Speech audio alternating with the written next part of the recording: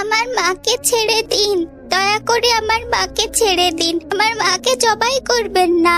যা বলছি এখান থেকে, যা যা, তোদেরও কুরবানি করে দিব কিন্তু, যা এখান থেকে। তাহলে আমাদেরকেও কুরবানি করুন, মা না থাকলে কে আমাদের দুধ দিবে? এমনিতেই না খেয়ে মারা যাব আমরা, মায়ের সাথেই না হয় মরে যাই। দাঁড়া, আগে তোর মাকে জবাই করে নেই, তারপর তোদের মজা দেখাচ্ছি। মা, তোমাকে বাড়ির মালিক কিভাবে সাজিয়েছে কেন? তুমি কোথায় যাচ্ছ মা?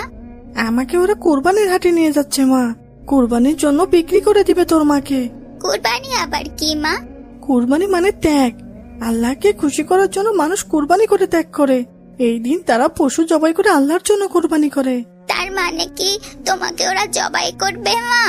হ্যাঁ রে মা, আমাদের নিয়তি তো এভাবেই লেখা। আমাদের আল্লাহ এই দুনিয়াতে পাঠিয়েছেন মানুষের জন্য, এই জন্যই তো মানুষ এত আদর যত্ন করে আমাদের বড় করে, তারপর জবাই করে খায়। না না মা, তোমাকে জবাই করতে দিব না। আমরা দুই ভাই বোন তাহলে দুধ পাবো কোথায়? কি খেয়ে বাঁচবো? আমরা তোমাকে অনেক ভালোবাসি মা। কষ্ট পেও না বাচ্চারা, আমাদের তো একসময় না একসময় জবাই হতেই হবে। কোরবানিতে জবাই হওয়া ভাগ্যের ব্যাপার। এই ছাগল জীবনে এইটুকু চাওয়া নিয়েই তো আমাদের বড় হওয়া মা। না মা, আমরা তোমাকে ছাড়া একদম থাকতে পারবো না। তুমি কুরবানির হাটে যেও না মা। না যাওয়ার সাধ্য কি আর আমাদের আছে রে মা? চল চল, তাড়াতাড়ি চল, অবেলা হয়ে গেল, বেশি বিকেল হলে আর দাম পাবো না। যেও না মা, যেও না, আমাদের রেখে যেও না দয়া করে। বাবা, এবার আমাদের কুরবানির ছাগলটা কিন্তু অনেক স্বাস্থ্যবান, একেবারে নাদুস নুদুস হয়েছে। আলহামদুলিল্লাহ। কোরবানির জন্য একটা ভালো পশু কেনা অনেক গুরুত্বপূর্ণ। কেন বাবা?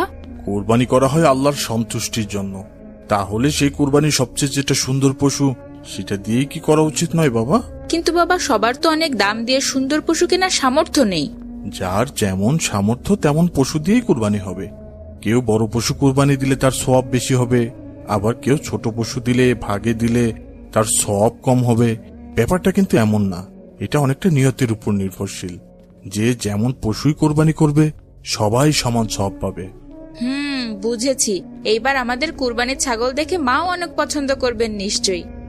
মা, মা দেখো, আমাদের কুরবানির পশু নিয়ে এসেছি, তাড়াতাড়ি দেখে যাও মা।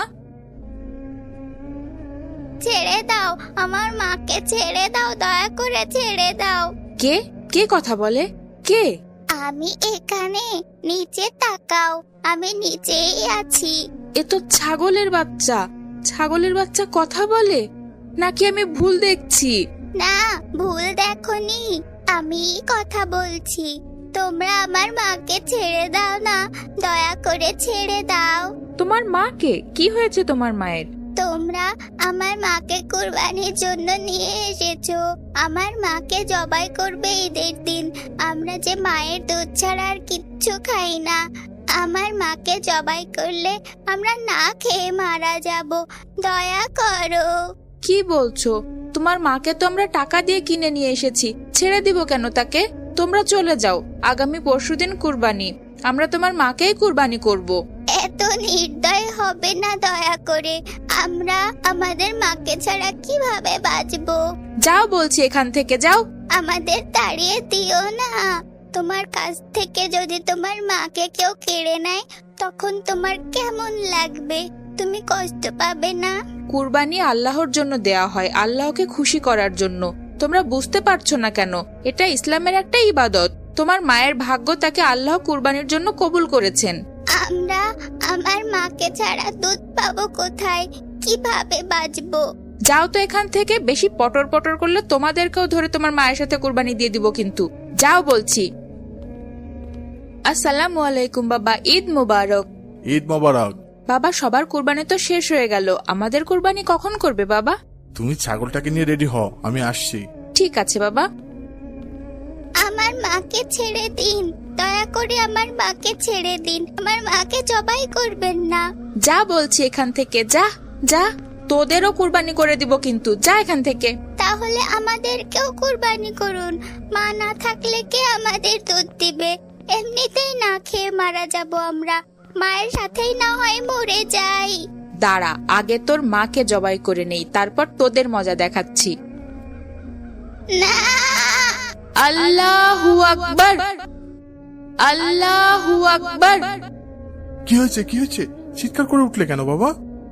বাবা কুরবানি হয়ে গেছে, বাবা কুরবানি হয়ে গেছে। না বাবা, কুরবানি ঈদ তো আগামীকাল, আজ হবে কেন? তুমি কি স্বপ্ন দেখেছো বাবা? হ্যাঁ বাবা, সম্ভবত আমি একটা অন্যরকম স্বপ্ন দেখেছি। কি স্বপ্ন বাবা? দেখলাম আমাদের কুরবানির ছাগলের 2টা বাচ্চা আছে। মজার ব্যাপার হলো ওই বাচ্চাগুলো আবার কথাও বলতে পারে। ছাগলের বাচ্চা কথা বলে? বেশ মজার তো স্বপ্নটা। তা কি কথা হলো তোমার সাথে? ছাগলের বাচ্চাগুলো ওদের মাকে ছেড়ে দেওয়ার জন্য আমার কাছে এসে অনেক কান্নাকাটি করলো। ওরা নাকি ওদের মায়ের দুধ ছাড়া আর কিচ্ছু খায় না। ওর মাকে কুরবানি করলে ওরা দুধ না খেতে পেয়ে মারা যাবে। এটা তো স্বপ্ন বাবা, ছাগলের বাচ্চা কি আর কথা বলতে পারে? বাবা তুমি কি আমাকে ওই ছাগলের মালিকের বাড়িতে একটু নিয়ে যেতে পারবে? আমার সত্যি সত্যি মনে হচ্ছে ওই ছাগলের বাচ্চা রেখে ওর মাকে বিক্রি করে দিয়েছে। আমি একদিন দেখলাম আমাদের কুরবানির ছাগল থেকে দুধ পড়ছে। ঠিক আছে, চলো আমরা সকালের খাবার খেয়ে মালিকের সন্ধানে বের হই। আসসালামু আলাইকুম, কেমন আছেন ভাইজান? ওয়ালাইকুম আসসালাম। জি ভাইজান, ভালো আছি।